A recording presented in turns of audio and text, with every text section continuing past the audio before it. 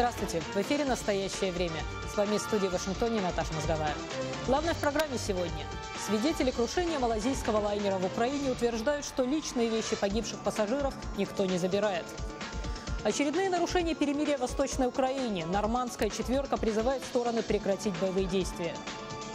Конгресс США назвал провокацией снятие запрета на поставку Ирану российских зенитных ракетных комплексов С-300. Начинаем с новостей из Праги. Шахида, вам слово.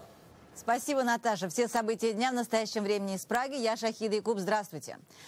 Журналист российского телеканала «Звезда» Андрей Лунев, сопровождавший миссию ОБСЕ на линии соприкосновения между Украиной и непризнанной ДНР, подорвался на мини-растяжке. Он получил многочисленные осколочные ранения грудной клетки, ног и проникающие ранения головы. Это произошло во время пресс-тура, который был организован представителями Минобороны непризнанной ДНР. Наш корреспондент Зинаида Бурская стала свидетелем этого печального инцидента. Все спокойно работали, но вот в один момент мы услышали довольно громкий хлопок, звук стекла, которое осыпалось, и поняли, что кто-то получил травму, что кто-то подорвался. Это был корреспондент телеканала «Звезда» Андрей Лунев. А что дальше с ним случилось? Какое его состояние? Как мы видели, он получил достаточно серьезные травмы. Это черепно-мозговая травма, ранение грудной клетки. По-моему, осколок прилетел ему в ногу. Ему оказали на месте помощь врачи, которые были в составе миссии ОБСЕ. И его, насколько я знаю, сейчас доставили в больницу города Новоазовск. Она ближайшая от того места, где мы находились. Важно понимать, что это было не поле. Мы находились в самом центре поселка, среди жилых домов. И корреспондент телеканала «Звезда», он пошел по тропинке между домами за один из домов. То есть фактически он подорвался в центре поселка. Но мы все прекрасно понимаем, что любой человек вот таким же образом может подорваться. И не только в Широкино. Зина, а какая ситуация в самом Донецке? Вот говорят, что последние 2 дня районы города подвергались серьезным обстрелам. Вчера вечером было очень хорошо слышно стрельбу в центре города, я имею в виду из центра города было ее хорошо слышно. Какие-то боевые действия происходят в районе населенного пункта Пески и в районе Спартака.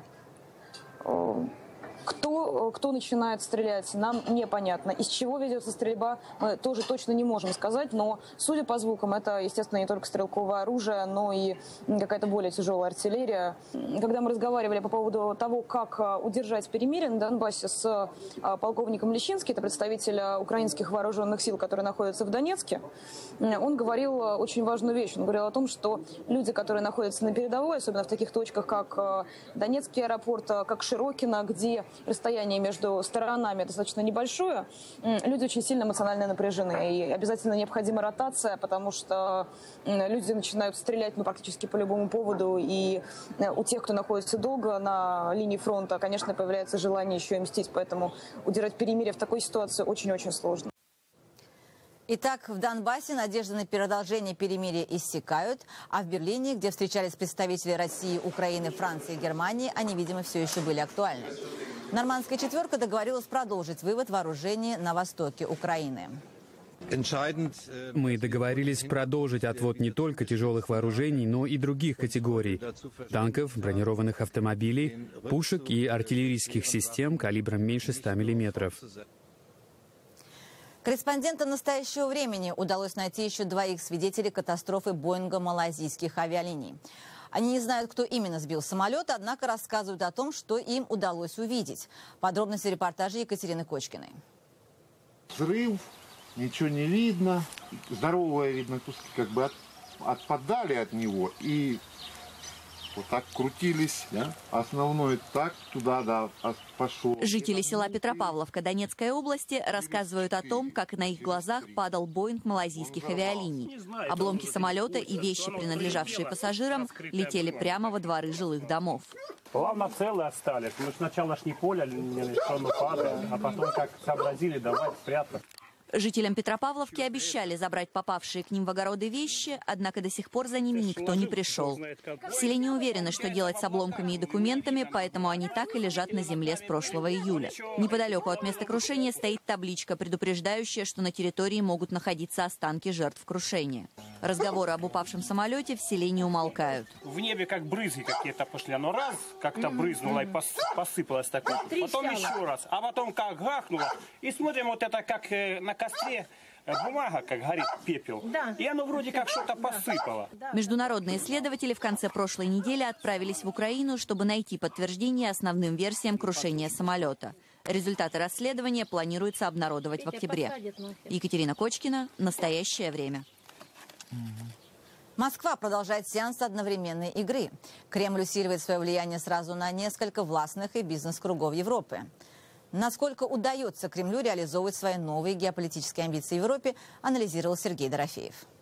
Во Франции победил Путин. Так пишут газеты «Республики» после выигрыша на местных выборах Народного союза Николя Саркози. Того самого экс-президента, назвавшего трагедией недопонимания Европы и России. Подобный статус-кво – козырь для Кремля, уверена обозреватель «Радио Свобода» во Франции Наталья Коневская. В 2011 году именно благодаря тесным связям, установленным между Парижем и Москвой, был подписан контракт на строительство 2 вертолетоносцев типа «Мистраль». Это вот поступательное возвращение Саркози к власти во Франции в Кремле, несомненно, сейчас воспринимают с большой долей оптимизма и сделают все возможное по всем каналам, чтобы содействовать ему. Любой игрок знает, для победы на поле, геополитическом в том числе, надо контролировать оба фланга. Если во Франции больше правые, в Греции, Москве интересны радикальные левые. Премьер-министр страны Алексис Ципрас летит в Москву и говорит о греческих фермерах, апельсинах, но больше всего боится настоящей войны. Такая близкая Москве риторика. Греческая экономика пострадала из-за встречных мер. Мы понимаем, что эти меры – это ответ на санкции Запада, с логикой которых мы не согласны. Экономическая война может привести к холодной войне между Россией и Западом. Другая возможная точка опоры России – Венгрия. Премьер-министр страны Виктор Орбан от нынешней турбулентности в Европе надеется получить дивиденды, так полагает чешский публицист Ефим Фиштейн. Виктор Орбан это не скрывает. Он так и заявил, что грядет буря, и венгры от этой бури могут только выиграть. Он имеет виды на Трансильванию в Румынии, на Южную Словакию и отчасти на Украину. Он сам свое правление называет не либеральной демократией, а на вопрос, что же за демократия остается в таком случае, обычно ответить не умеет. Амбиции Венгрии для России полезный инструментарий. Тем более, когда Будапешт при любом удобном случае излагает историю своих земель. Плюс две страны решают расщеплять атом вместе. Москва дает 10 миллиардов евро на модернизацию венгерской АЭС. Впрочем, сеанс одновременной игры России в Европе имеет обратный эффект – отторжение, уверен Ефим Фиштейн, отмечая, в Чехии растут пронатовские настроения. Я думаю, что вот это нарастание, это есть неосознанный, бессознательный эффект того нажима, который сейчас Российская Федерация здесь осуществляет. Это и нажим экономический, посредством всяких Лукойлов, Сбербанков и прочих инструментов экономического нажима. Но это и нажим пропагандистский. Из самой Москвы звучат другие мнения. Европа не поворачивается к Кремлю, а отворачивается, цитата, от экстремистской политики Вашингтона и Брюсселя. Политолог Сергей Марков замечает, есть то, что Россия никогда не простит Европе. В России никогда не забудут и никогда не простят политикам Евросоюза вот этой вот политики поддержки киевской хунты. Но в конечном итоге, вы знаете, вот проходит десятилетие, когда-то ситуация изменяется. Вот Германия, помните, какая чудовищное преступление совершила Германия в России. И сейчас это уже в значительной степени изменилось. Но сначала Евросоюз должен прекратить свою политику. В Кремле опасения Запада часто сводят к фразам «это все конспирология». Гипотезы европейцев, может, и не имеют перспективы реализоваться дословно, но еще недавно о войне в Украине никто и не думал, а заверениям Путина в стиле «Какой Крым? Вы что?» верило большинство. Сергей Дорофеев, «Настоящее время». Мы продолжим тему геополитики, но уже из Вашингтона. Спасибо, Шахида. За год военного конфликта на востоке Украины в стране сложился совершенно новый политический ландшафт. Боевые действия сопровождаются информационными схватками, в том числе и в интернете. Возможно ли победить противника в реальности, если он не будет побежден параллельно в виртуальном пространстве? Репортаж Вадима Оленичева. Войны 21 века ведутся совсем по-другому, нежели 20 или даже 15 лет назад. Высокие технологии и, в первую очередь, средства массовой информации становятся инструментом как решения, так и разжигания военных конфликтов. Один из докладчиков, Джош Макледер из фирмы Интерньюз, помогающий независимым украинским СМИ, отметил, что в зонах военных конфликтов становится крайне важным подход к работе, который он называет гиперэтичным. Журналисты, которые передают новости из района конфликта или из военной зоны, должны делать это с пониманием различных аспектов ситуации, чтобы не разжигать конфликт, а наоборот, способствовать его разрешению и примирению сторон. По словам Катерины Мясниковой из Независимой ассоциации телерадиовещателей, в случае с украинскими сепаратистами имеет место кибервойна с неуловимым противником. Сейчас, говорит Мясникова, мало кто из ее украинских коллег сомневается в том, что боевые действия против Украины в Донбассе ведут террористы, которых поддерживают власти России. Однако никто не может с полной уверенностью утверждать, кто входит в их состав и кем они непосредственно контролируются. В условиях информационной войны проблемой является даже техническое обеспечение телевещания.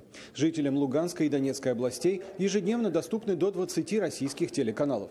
В то же время смотреть украинское телевидение можно только в некоторых районах и с перебоями. Подготовка репортеров к специфике работы в боевых условиях становится одной из насущных задач украинских СМИ. К сожалению, у них для этого не хватает ни людей, ни средств. Объем размещения рекламы на украинском ТВ неуклонно падает. Знаете, я думаю, в первую очередь нужна креативность. В первую очередь, да, осознание того, что единственным лекарством от пропаганды может быть правда. Просто вопрос в том, что какая правда сейчас нужна людям, которые находятся под влиянием информационной войны. Мне кажется, мы должны перестать пробовать вовлечь особенно людей, которые находятся на Востоке, в геополитические какие-то разговоры, да, и дискуссии. Нам нужно все-таки спуститься на уровень их проблем и начинать давать им информацию, которая нужна им каждый день. Проблемами с теленовостями дело не ограничивается. По словам украинских гостей, проникновение высоких технологий в отдаленные уголки Украины остается крайне медленным. Мобильные телефоны распространены широко, но для передачи информации они используются недостаточно. Как считают участники встречи, официальным лицам в руководстве Министерства информации Украины пора понять, что сейчас, спустя год после начала конфликта в Донбассе, украинским СМИ приходится действовать в настоящих военных условиях. И проигрывать войну в эфире нельзя ни в коем случае. Вадим Оленичев, Андрей Дегтярев. Настоящее время. Вашингтон. Члены Конгресса США охарактеризовали как провокацию решение президента России Владимира Путина о снятии запрета на поставку Ирану зенитно-ракетных комплексов С-300.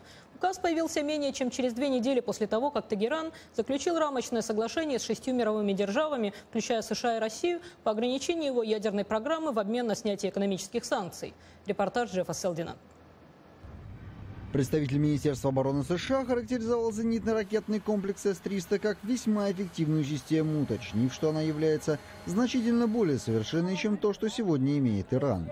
Пресс-секретарь Белого дома Джош Эрнест с полной ясностью заявил о недовольстве руководства США. «Я думаю, можно с достаточной уверенностью сказать, что Россия понимает, насколько серьезно США относятся к безопасности своих союзников в регионе».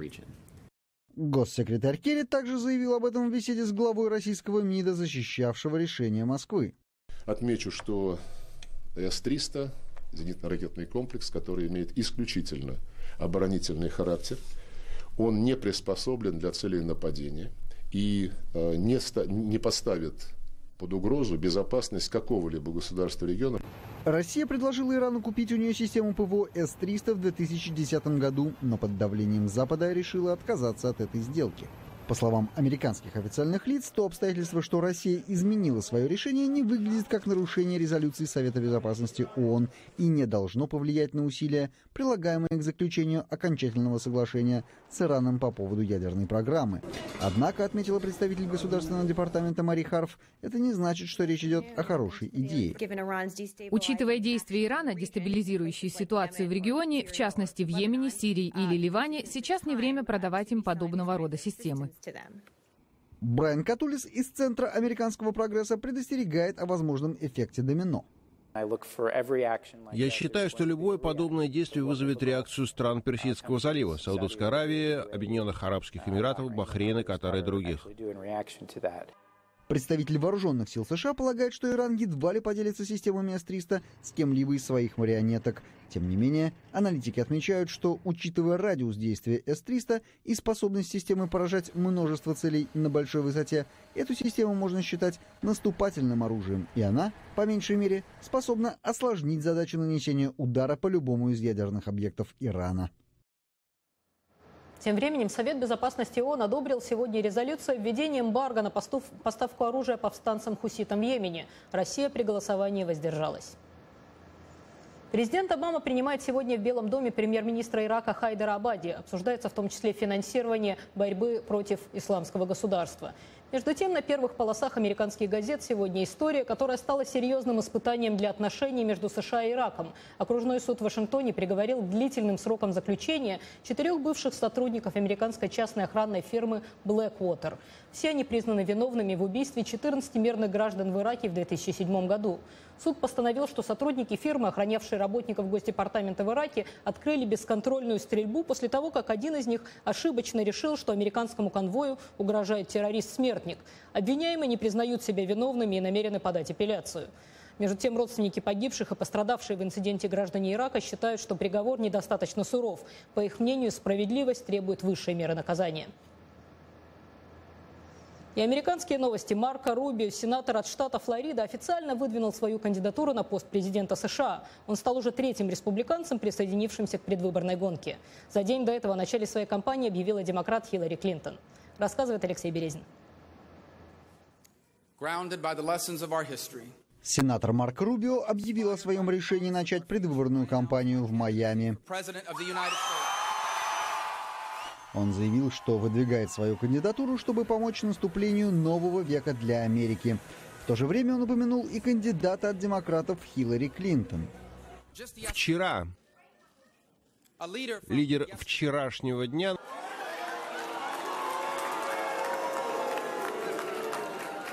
начала президентскую кампанию, пообещав привести нас всех во вчерашний день. Вчера закончилось. Рубио объявил о начале своей кампании в так называемой «Башне Свободы», где раньше располагался центр по приему десятков тысяч кубинских беженцев, которые покидали Кубу в 60-х и 70-х годах.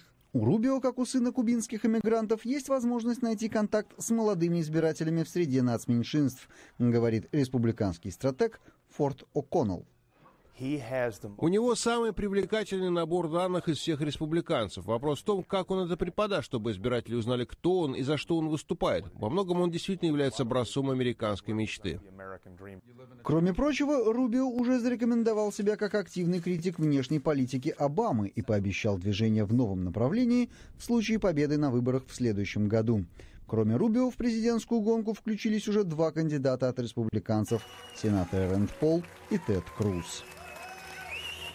И далее у наших коллег в Праге новости из России, где искусство уже не первый раз становится жертвой политики. Шахида. Спасибо, Наташа. Министерство культуры России вслед за военным, промышленным и торговым ведомствами спустило подчиненным директиву об импортозамещении. Согласно новой стратегии, закупая оборудование для объектов культуры, их руководителям придется максимально отказаться от импорта, делая выбор в пользу отечественных аналогов. О последствиях таких мер для Петербурга в репортаже специального корреспондента «Настоящего времени» Андрея Королева. В Санкт-Петербурге Министерство культуры реализует 7 проектов с общим бюджетом более 10 миллиардов рублей. Среди самых крупных – Театр Европы Льва Додина, цирк на Фонтанке, публичная библиотека, Малый драматический театр. Почти все оборудование для этих объектов импортное. Аналогов в России не производят. Все, что большое, это отечественное. А все, что умещается в маленькие ящички нарядные, это не российское. Аппаратная Санкт-Петербургской консерватории до сих пор оснащена советскими усилителями и светом образца 70-х годов. Они умирают через несколько месяцев, они уже невозможно с ними работать. Обжигаются почему-то, прогорает все. Зеркала можно пальцем протыкать. Второй год Петербургская консерватория находится на реконструкции. После запрета Минкульта закупать импортную аппаратуру, ректор опасается, что студенты останутся и без знаменитых роялей Стейнвей. При всем моем уважении к Красному Октябрю, но если консерватория будет, так сказать, заполнена инструментами Красный Октябрь, мы тогда пианистов наших потеряем. Это кадры из презентационного фильма о новой сцене Александринского театра, трехчастном пространстве, состоящем из уникальной сцены, медиа и учебного центра. Строительство завершилось в мае 2013 года и, похоже, станет последним, где были применены западные технологии. Они все-таки стремятся, чтобы театр в любом случае не просто сдать площадку, но они, сдавая на конкурсе, стремятся, чтобы все равно в любом случае поддерживать качество. Минкульт ищет нужную аппаратуру у поставщиков из лояльных стран, в частности из Азии. Появляются отдельные разработки и производства в городах Центральной России, но говорить о полном замещении импортного оборудования отечественным невозможно. И такой запрет, конечно, открывает простор не только, как я уже говорил, к тому, что будет сделано плохо или вообще никак, а к тому, что просто деньги будут разворованы. Конечно, это решение выдержано в духе такого ура-патриотического угара. Сегодня непонятно, какая судьба ждет культурные объекты Санкт-Петербурга. Российские производители звукового и сценического оборудования не способны конкурировать с мировыми грандами. Андрей Королев, «Настоящее время», Санкт-Петербург. Правительство Грузии начинает кампанию по лечению больных гепатитом С. Грузия является лидером среди стран Южного Кавказа по количеству инфицированных этим вирусом. Власти страны обязались сделать лечение доступным. Подробнее об этом в репортаже Камилы Мамедовой из Тбилиси. Для страны с численностью населения в 3 миллиона статистика в 200 тысяч инфицированных вирусом гепатита С звучит устрашающе. Заместитель министра здравоохранения Валерий Кварацхели утверждает, что правительство намерено решить эту проблему раз и навсегда. Грузия первая страна, между прочим, в мире, где лечат от гепатита заключенных. И самая главная причина, наверное, это воля нашего правительства вылечить всех своих граждан, политическая воля вылечить всех своих граждан от гепатита. Причины такого распространения гепатита С в Грузии были уже давно зафиксированы неправительственными организациями, которые намного раньше начали борьбу с этим заболеванием. Мы прошли 3 войны, там много контактов кровью, не было электричества, не было стерилизации, никаких механизмов стерилизации. К борьбе с гепатитом С подключилась фармацевтическая компания «Гилиард». Именно она производит сапозбувир, препарат нового поколения. Или, как его стали называть в Грузии, «чудо-лекарство», дающее 90% гарантию на полное излечение с минимальными побочными действиями. Цена курса лечения действительно высока – $80 тысяч. Гражданам Грузии проект профинансирует 70% от стоимости. Будут снижены цены на диагностику. Трагичная ситуация, когда пациенты приходят уже с серьезными осложнениями тяжелого поражения печени, с циррозом печени. И первые симптомы, когда у них появляются, они тогда понимают, что какие-то проблемы у них со здоровьем. Они не знают, что они заражены этим вирусом. И в этом случае попадают к нам и к другим врачам. Это самый трудный вариант, потому что в этом случае лечение чаще всего запоздалое. Доступное лечение как один компонент, полный скрининг населения для выявления вируса на его ранней стадии и полная превенция от новых случаев заболевания. Проверка условий работы стоматологических клиник, салонов красоты, тату-салонов. Камила Мамедова специально для «Настоящего времени». Тбилиси. Мы продолжим наш выпуск из Вашингтона темы культуры и патриотизма. Наташа? На военной базе Форт Майер, недалеко от Вашингтона, скоро начнутся еженедельные представления армии США, известные как Twilight Tattoo. Их участники напоминают о роли, которую сыграла американская армия в истории страны и всего мира. На репетиции шоу побывали Ануша Витисян и Андрей Дегтярев. Страницы американской истории в исполнении 3-го пехотного полка Соединенных Штатов, известной как «Старая гвардия», исполнителей военного блюза и вокалистов из хора армии США. Это часовое патриотическое представление, известное как Twilight Tattoo, проходит, как указывают организаторы, в честь мужества американского народа и в память о тех, кто создал и сохранил Америку. Вашингтонский военный округ начал эту традицию еще до Второй мировой войны. В те времена здесь, в пригороде Вашингтона, организовывали военные представления в зимние месяцы. Сегодня это летнее событие. По словам организаторов, таким образом больше школьников могут увидеть представление. Здесь выступает самый старый полк в армии США, известный как Первый американский полк, организованный еще до американской революции. Американские военнослужащие рассказывают, что подготовка к представлению проходит целый год. Twilight Tattoo – это история нашей армии, где показывается роль армии в истории нашей страны. Здесь можно увидеть солдат в форме участников войн прошлого. Это хороший способ познакомиться с историей нашей армии и узнать, на какие жертвы шли солдаты и офицеры армии США для того, чтобы создать и сохранить свободную страну. Все началось с войны за независимость США. Музыканты континентальной армии, одетые в форму того времени, вспоминают дни американской революции. Музыканты континентальной армии генерала Джорджа Вашингтона носили красные мундиры, остальные были одеты в синие. Таким образом, музыканты выделялись на поле боя. В 1812 году совсем молодая страна вступила еще в одну войну с Британской империей. Многие американцы называют ее Второй войной за независимость. После война Севера и Юга США, которая закончилась ровно 150 лет назад и сохранила страну единой. Война, которая должна была остановить и предотвратить все остальные войны в мире. Первая мировая война серьезнейшим образом изменила весь мир. Миллионы жизней были потеряны.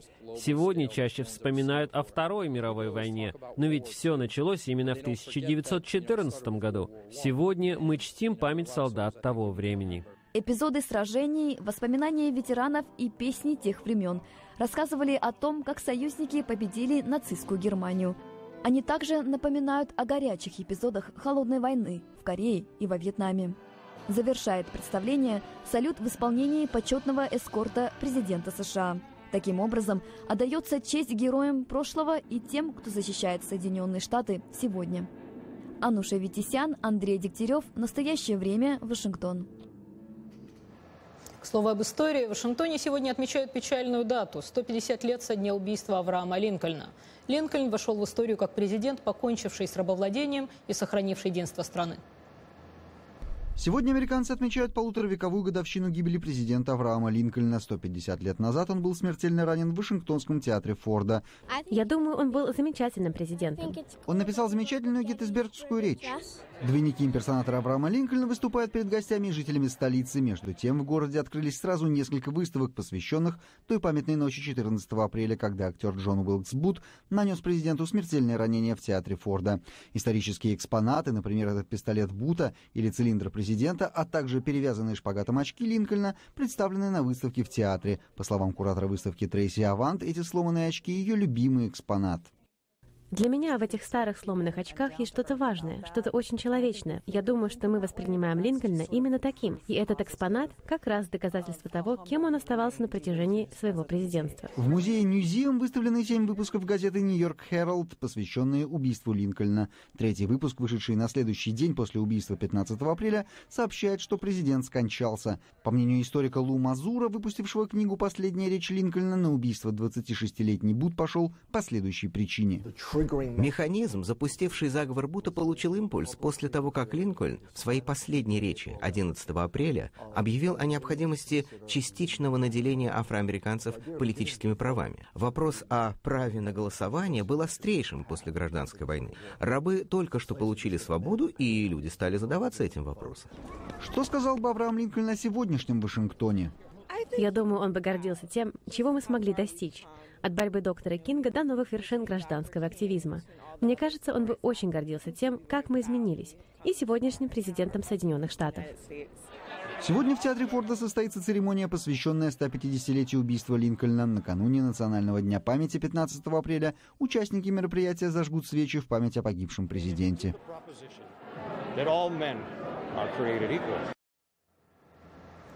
На этом наша сегодняшняя программа подошла к концу. Следите за нашим сайтом, присоединяйтесь к нам в социальных сетях. И до завтра. Шахида, спасибо.